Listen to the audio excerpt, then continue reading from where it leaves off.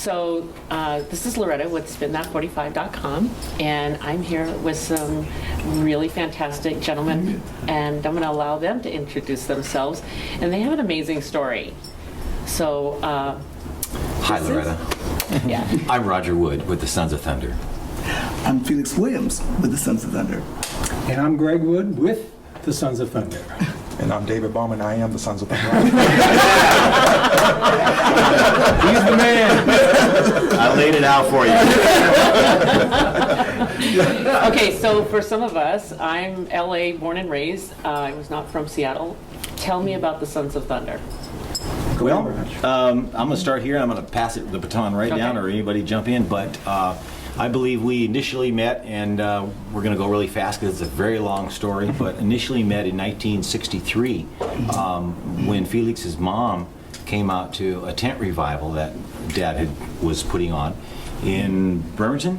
Yep. Yeah. And Yes. so that was the first time we met each other running outside the tents, swinging on the chains, and when the message was being spoken, we were out. I was 2. Yeah, we were 2. So we met there, and then 2 years later, 65, we formed a group. Felix, his mom, just kept coming to the church, and we just kept going outside when the message was spoken and missing the sermon and playing and stuff. And so we wanted to form a band, and that's what we started to do without a name. And I believe in 1966, an evangelist came through the church in a revival. His name was Gary Lakey, and just out of the blue, near the end of the service, he said these boys need a name, and so he came up with the name the Sons of Thunder. And we were too young to argue because it was it was just what it was, and we just used it and stuck with it, and that's really how it started. And I told the whole story, didn't I? Pretty well. Pretty well. Yeah, and Yeah, exactly. yeah, by 1975, we disbanded the group. So the group really lasted technically from 1965 to 1975, and was a great run, And what's the styling? What were your musical influences at that time? Well, that was basically, we did a lot of our, thanks for passing it on. Actually, we did a lot of, we had a lot of styles that we could do. We went, because of the way we started. Right. We started off being able to sing, they called us the 4 flats, or the 4 sharps. So we would do songs like Old Brother Noah, Bill, Tim and Art, and that was way back. That's quartet style. Statesman's Brothers, the Blackwood Brothers we did all quartets. that. Then we went from there, and then we started just doing gospel, and I think some of the songs we did a lot of all styles way before. James Cleveland was obviously yes. young and on the scene, and his music was the influencing gospel factor, And then I know for myself, my mom's here. Yes. I was quietly at night listening to The Fifth Dimension and Stevie Wonder, after church.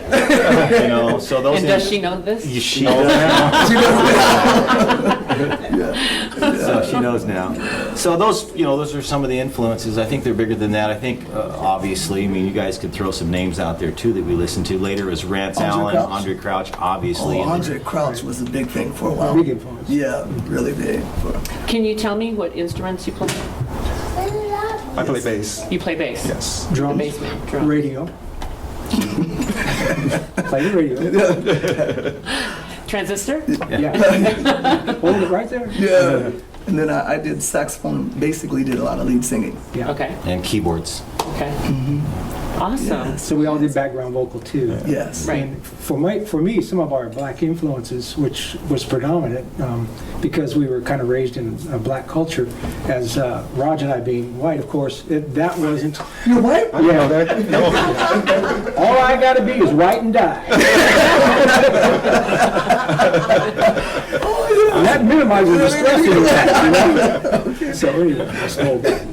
But that was a huge influence. And it was kind of where we were placed from our father's perspective. This is where he wanted to go, so it was natural for us to just go along. And at some point it became more of a burden than it became actually a blessing, because it became restrictive beyond what we wanted to do Right. as individuals. So we had that clash, and that's why we talk about this show coming up, that the whole idea is a clash between the divine and the demons that we deal with. So tell us about that. Well, our What's the perspective, show? yeah, our perspective is to recreate something that people can relate to.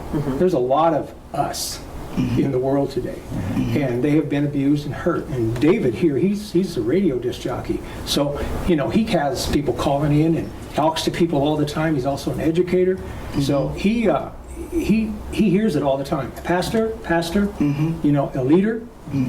We always hear this pain and this struggle, and we wanted to do something to alleviate that. So we got ourselves in trouble doing stuff, that is not supposed to be done in church, Exactly. So it was interesting, but it carried us through. Go We ahead. pushed the music, yeah, good, David. We pushed the envelope of the music. A lot. Offers time was a good time to do Well, that. tell me what you guys did as an Well, example. we would cover, quote, secular songs, Earth, Wind and Fire, or Ohio Players, or Jackson 5, and we would, the older folks didn't necessarily know what we were doing, but the younger folks knew what we were doing. Exactly. And there were times when, in fact, Renee's family walked out on us. They did. That was our last concert. Yeah, a particular concert One we of were the concerts at. that we did. Yeah, I remember We had covered some music that wasn't acceptable with the church at that time, We would take like Ohio Players' Fire, and just Oh, change the and we words of just it. put the Holy Ghost in front of it. Exactly. And Wow. we just did the song. Yeah. And then we do Will It Go Round in Circles for offering times, and songs by Billy Preston. Most of his really worked well because it was, B3 and keyboards driven. So Right. it's smooth in, and being Billy's the cousin of Andre Crouch's cousin, there was a lot of commonality in the sound there. And we were already just worshiping Andre, and everything he put out. So Right. we found ourselves in a crossroads where we wanted more musically that was going on in our day, and we had the heroes that were ahead of us, and we were the young ones coming up. So we pushed the balloon as my children do, and. We got in trouble for it sometimes, but it was interesting. The trouble only usually arose within the nucleus of the family church. Right. When we would go out in meetings, people's loved it. jaws would drop, and that Oh, yeah. we were meshing, and And I read that you guys took off with Stevie Wonder and the Rolling Stones. Yeah. What is that about? That was kind of cool. That was an opportunity that came in a kind of a rare place in our life. It came unbeknownst to us, and when it hit us, I knew right away that we all realized that Dad's not going to go for this. right. We got to figure out how to get this done. This is a once in a lifetime thing. So we're on the same stage with Stevie Wonder, and it's wild, and it's like, Stevie Wonder, that's one of my idols, This guy plays all the instruments that there are. Exactly. And he's blind, and I'm thinking, God, this is great. So it was this, as that story goes, in 1972, in the early spring, Mick Jagger went into a Los Angeles record store and was asked for the top 3 gospel artists at the time that were out. And the person at the store gave him the top 3 albums. I think he asked if he wanted to listen to them, and he said, no, I'll take them. So eventually he listened to them and liked Dorothy Norwood over the other 2. I don't know who the other 2 were.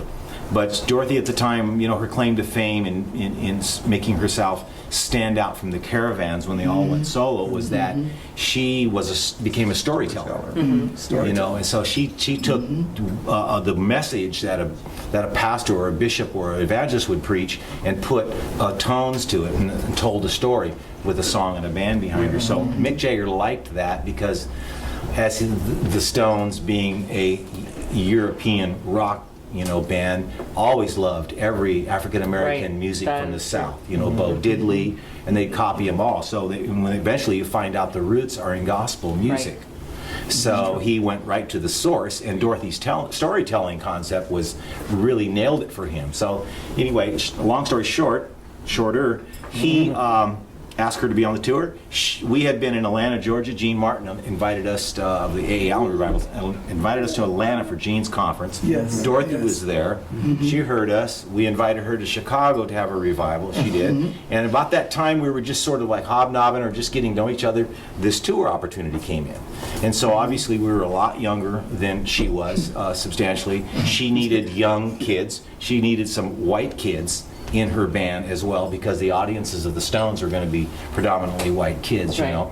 So the mix that we had in our group was perfect. Wow. And we just got thrown into it. That's what really drives the TV Yeah, series. so that's what I was gonna ask. So tell me about Well, the TV the opportunity. Exactly. Well, what happened, and Greg explained it, how we went through that opportunity. We lied to our father because we knew he would not allow us to be on that tour. But there was no way that And we how were did he going to find miss it. out? He found out from a church secretary who had previously moved. It was Watergate, I'm telling you. Yeah. So she'd moved to Texas, and we were in Fort Worth at our first show, Yep. and Fort Worth. we got me and Greg got a page, because I think that was the only name that she could Yeah. remember was Greggy and Raji. Yeah. And so we got a page from the back. We went out. They opened the big gates, semi-door gates in the back of the convention center. We walked out. The sun's in our eyes. There's two ladies at the top of this huge cement walkway, and me and Greg are walking. I'm like, who is that? And Greg says, I don't know. And then pretty soon as we got closer, I think I said, I think it's Leona. You know. So, and anyway, hi you guys, what are you doing here? And we already knew at that point, You were Dad, busted. we We're were busted. busted. Oh my It was God. 3 cities later. Dad tracked us down in a cities. motel room in Mobile, Alabama. 3 Yeah. cities later, and ordered that we And he ordered pull we you by come your home. ears? Yeah, pretty much verbally, you know. And I begged him over the phone. Greg had the phone the whole time. He was always the elder statesman Yeah. for the band, and Yeah. you know, if we So you needed were something on tour negotiated. at the time? Yeah, yes. we were with, yeah. And You know, how our many next cities place- had you played at that point? We'd played Yeah, so the next 3 place was cities supposed to and be, 6 shows. Yeah. And the that next was place with the supposed to be Stones and Madison Stevie? Square Gardens. Yeah, we were supposed to. Well, the tour We were would end up supposed to there. go to Madison Square Oh Gardens. my God. So I asked Dad over the phone. I said, "Come on, Dad." I knew he heard me. I said, "This thing's going to end in Madison Square Gardens. Do you realize that we may never ever play in Madison Square Gardens?" You know, so we're pouring our heart out, our dream, right? We work so hard and so diligently to serve the church and serve God ourselves and find out who He is as teens, which was a real struggle, because God was always being presented by the adults in our life. So we never really had to go get Him for ourselves. And so we thought we were on a good track in doing so. So that created the conflict where we had an opportunity to take our skills and our gifts and take them into the world in an artistic craft form, like painting a picture. You know, we don't buy Christian gas, we don't buy Christian Right. milk, we don't buy Christian hamburger. We're all in and of the world. Right. So we were bringing our craft, we wanted to apply it to the world. So You know, years our later- message wasn't changing, our hearts weren't changing. We were evangelistic in nature. That's how we were raised. We saw the darker the room, the brighter the light. So years later, did your dad regret that decision? If he did, he didn't tell us. He didn't In all acknowledge it. honesty, yeah, he may have.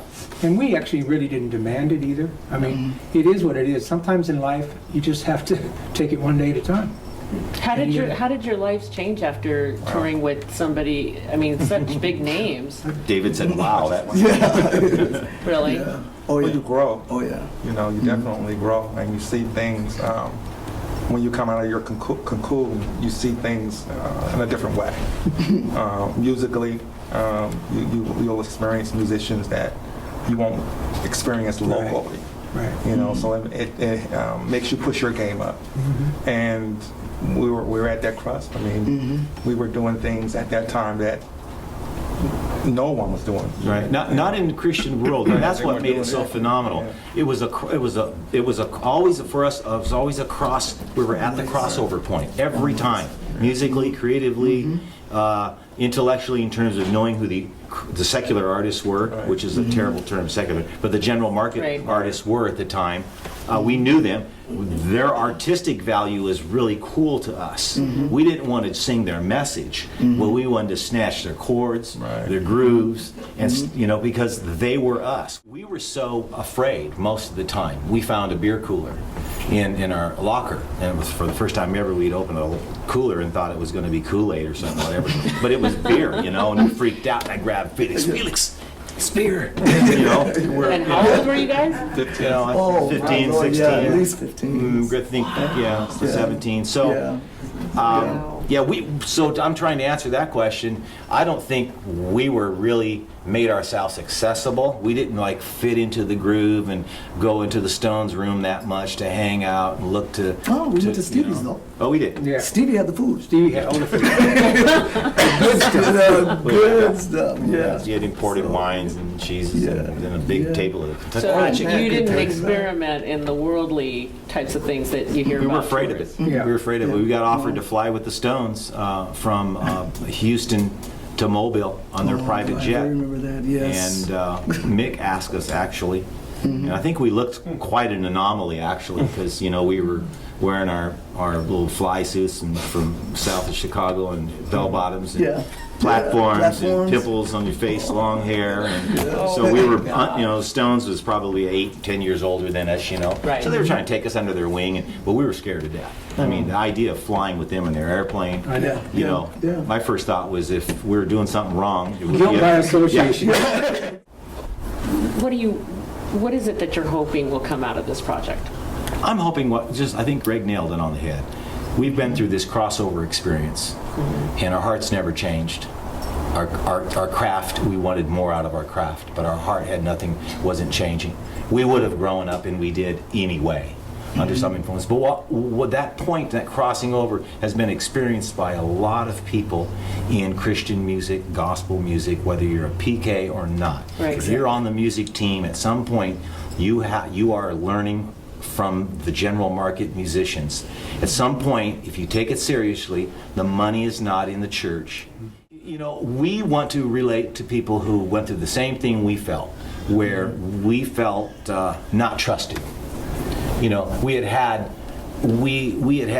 this Jesus, the same Jesus poured in us from babies, and when it was time to be trusted with that message, we didn't feel like we were being trusted with it, and we knew that eventually we would have to be trusted, right? Because the age limit would come, and one of us would rebel and run away from home, or someone would get married, and you'd be testing that relationship with the Lord anyway at that point. So it's going to happen. I think that's the difficult thing for us was that we were rebelling teens in those years and musicians trying to cross over, and we were PKs. So there's a lot of stories in here. There's your pastor's kids Yes. and your musicians, but your teenagers who have a rebellious side, and that could be with anybody's, whether you're Christian or not, or pastor's kid or not, right? Right. So tell me how, where did the idea come from for this TV pilot? The story? The story just needs to be told on TV, and I've had a very reputable company, a couple of them approach to try to do a film on it, and we steered away from it being a film because there's so much of the story, and a television series that stretches out through episodes and seasons, which allows us to tell the whole story and come through the metamorphosis and really affect more lives that way. Rather, a film would become like a biopic or a biography. So is this going to be something like along the lines of like NBC's American Dream? Is that what it was? I think that's what it was, about the 60s. Yes, and it's going to stand out in that we're going to touch on this crossover musician thing that everyone relates to. I mean, you got the preacher's daughters, you got the preachers of L.A., everyone's jumping around it, dancing around it, but no one's really quite dealing with the taboo issue, as I call it, where a Christian musician wants to, play in a cover band on Saturday night and show up on Sunday morning and do a service too.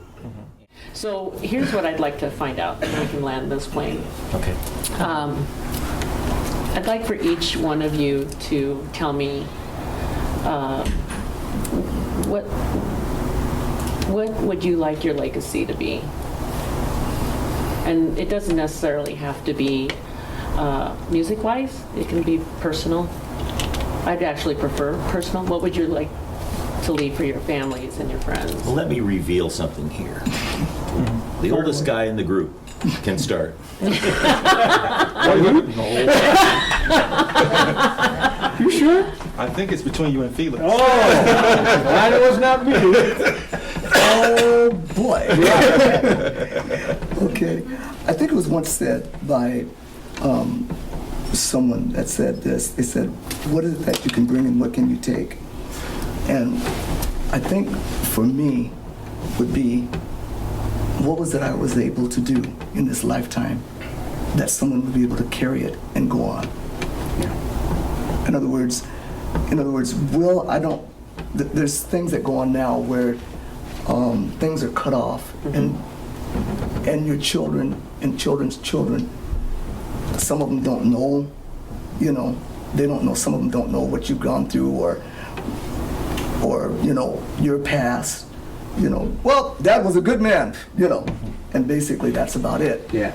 But I would like to be able to leave for my children, for all those that I come in contact with, that, he pinpointed it, he loved the Lord, he loved music, he loved people.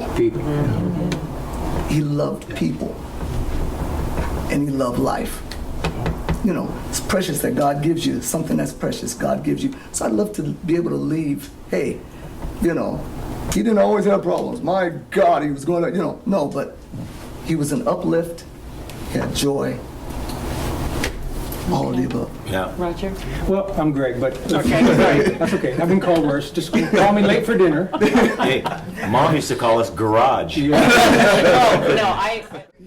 My thought, I want to first, Loretta, preface this with, I hope we're not giving the impression that we're bitter. No, not at all. You know what I mean? Because we're not bitter. We understand forgiveness. One of the lines in the song that we sing is, I've never lost faith in you. Thank you. Exactly. And that's a powerful line, because if you understand God's love and His grace for you, He's never given up on you, never has. And so knowing that should give me enough stability to stand when I want to fall. It gives me enough strength to move forward when I want to just stand still or go backwards. I want to rehearse the past as opposed to bless God in my future, Yes. And so leaving something that's important is your story. Right. Who you are, your journey. And music is the soundtrack of our lives, it- right? Absolutely. And it's obvious, in what I have found out through Roger about the Sons of Thunder is this is an enormous part of your lives that has continued even to this day, where it's basically changed the way you've lived your lives, what you've done in your lives, and I think that it's something that's ingrained, and it's part of your family. Yeah, Lord, I like to say it this way. There's a scripture in the Bible that God gave me when I started this latest leg of my journey. It is all things work together for good. Yes. Now, the latter part of that's to those that love God and according to His purpose. But I believe all of that scripture, and especially the first part, because I've seen God work things out for our good when it wasn't necessarily good for us, Right. as far as we're concerned. I could have missed the memo, and but I didn't. But I learned something. Somebody got blessed. I changed my heart. I changed my mind. I fixed me through that process, and other people get fixed as well. So, to me, all things are working together for good. Today's one of and those if I could days. add to that, the next verse says, "For those He predestined, He foreknew," which means, Right. Yes. Called that according to His if God knew that someone was going to live this journey that you lived Yeah. at such incredibly young lives, I would kill my children if they left the house. Yeah. I don't even let my 15-year-olds walk to the bus stop. That if anybody could live those lives, God chose these souls. You're on. You guys said everything. For me, the legacy I would like to leave is that dreams come true.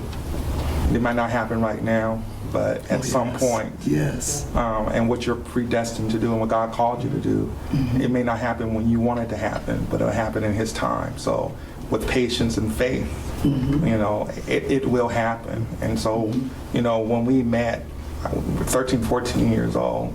Now we're almost 60. Well, some of us are already 60, but See, is that cold? but what God has for you, it's for Exactly. you.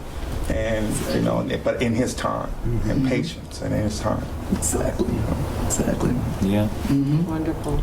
Well, I'm the same way. I think, I'm like David. David said you guys said it all, and you really do. And I think that's the glue. And the reason for that is the fact that we can sit here today at hovering around 60 years old and still recall our past as childhood and as very fond, and still hold on to that is because we have we're alike minds in many ways, and that's why the chemistry worked. And you're still friends, which, Yeah. for someone who's been, in the music industry, you see lots of people that have been in bands for a long time, and they don't want to be together anymore because of conflict Exactly. and such. Yeah. Well, we grew up in Pentecost, in the early days of Pentecost, where there were the churches and the leaders and pastors were setting goals, to build new Sunday school editions, and so we kind of went into our own adult lives like that, setting goals, and it's always said that in the world too. But for me, I finally learned that it's never about reaching the goals; it's what I become along the journey. Right. And that just rounds up the legacy question. It's like we just want to, goes back to the TV. We want to share our story with other people, mostly younger people. Right. Grace got 6 kids. Felix has, help me out here. 6 kids. 6. We have 6. And David's got 4. I'm trying to give you 6. I don't want you to give me any more than that. And I've got 7. Yes. And so this is why the campaign through Indiegogo, Yes, Indiegogo. Right? Has been launched. Yes. So that you can raise. We can raise. How much are you looking to raise?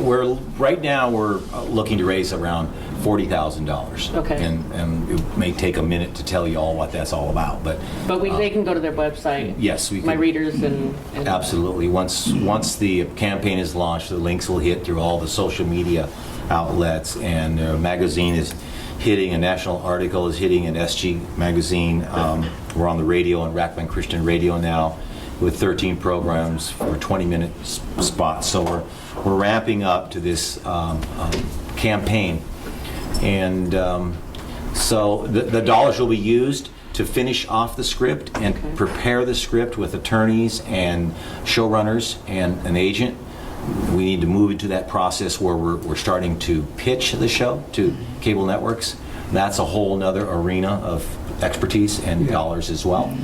And so there's a process here, and we are doing a reunion project, which is going to be new and old music pictures from the 60s all the way forward till the end of our group, pretty much. Just tell the whole story in a DVD. So those are the two things, and I'm saying this last, but not because it's last. So there's no particular order in these objectives under this life project. Is what we're calling it. And that is Greg is dealing with this cancer, and we had been on this journey to do this project before we learned of his cancer. So it was very clear. And a lot of people, why are you doing that now? You're up in years. You could have did it 10 years ago. You could have did it 20 years ago. You could have put the band back together. And, but it's the book of Esther. It's for such a time as this. Right. And so you don't question, what God's sovereignty, the design in His sovereignty is for your life. And Felix was saying that very same thing. So you're on a journey. You're not looking to reach goals. You're on a journey. Yeah. So what's next, Lord, is the question. So this campaign is really, funds in this campaign are going to be used to finance Greg's health issues that he's up against right now. And we felt that if we could just go back in time, gather up everything that we had been and invested into, and shine it up for 2014, put a new bow on it, and push it out in front of 2014, because that is something we did. It is an investment we made. A lot of people go into the stock market, and their money sits there through 401ks for 30 years of their career. We are doing the same thing. It's exactly the same thing. Our 401k is our experiences and our story to tell, and we're wrapping it up, shining that thing up. We're going to push it forward into the world, and and we're going to drag Greg along by throwing some money at him at his body and getting him well so we can do this thing. So. What you were saying is such a time as this. It is such a time as this because there are a lot of music artists today, indie artists particularly, that come from a church background and they want to do music the way they want to do it. For me, playing keyboards, and this really rounds this whole subject up, I was able to use my craft, on Monday through Saturday, and still come on Sunday and use it as a gift and give of my time free at that point in service. Right. So it worked very well. For me and for many others like me that were doing it, it was just that some of the institutions had issues. Right. Well, look at Michael Ruff. I don't know if you're familiar with him, but he's a keyboardist. He was Shaka Khan's musical director, and Bonnie Raitt, he wrote Cry on My Shoulder, won a Grammy. All he does is Christian music, but it's his style. It's Michael Ruff's style. Snappy Walden, who was also Shaka's guitarist, is a believer, but he wrote the West Wing theme For the news TV show. and he's now doing Nashville. Yeah. But he's a believer. There really there shouldn't be no boundaries in that respect. And you're right. What you're doing the night before, it can be brought in. Sure. I mean, I do the same thing. I paint a house on Saturday and with my van full of paint, and then Sunday you paint a church. You're still doing what your God has called you and gifted you to do. So let's land the plane. again. We had to circle a little bit. I can talk about music all day. So the readers and fans of Sons of Thunder and my fan base and such can find the information on your website. Yes. Website. You can go to www.originalsonsofthunder.com. Okay. There's others, but I'm going to send you just to that one and not confuse the listener and the viewer, because that is our homepage, that is our official website, and all of the social media links all there. spin off of there. Okay. Yeah. And when the Indiegogo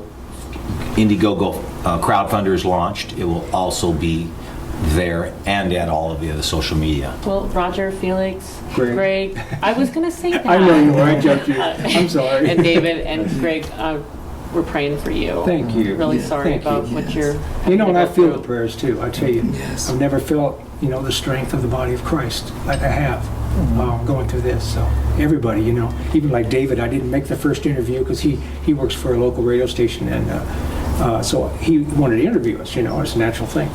I didn't make it. I wasn't feeling good. We had to the day before say I can't make it. But now we got some other things in the works, and I said to him the other day, I said, "Can I come back on your show? Can I go on your show?" He goes to me, he says, "Let's put it this way, Greg. Whatever you want to do, you let me know what you want to do, and I'll make it happen." That's awesome. That's And wonderful. This is what I've been hearing out of people. Me going through my journey, they're telling me, that not just saying everything's going to be okay, but they're also saying, "Here, I want to support you. I want to make this happen for Yes, you." And so yes. my thing is, chemo didn't do me good. I don't think chemo does anybody good, but it beat me up, and I lost a lot of weight. And so I decided just to get off the chemo regimen and just go with some natural juicing and try to eat more healthy. I do have one vice, and it's called ice cream. And so You got that honest stuff. I know. These guys have been awesome.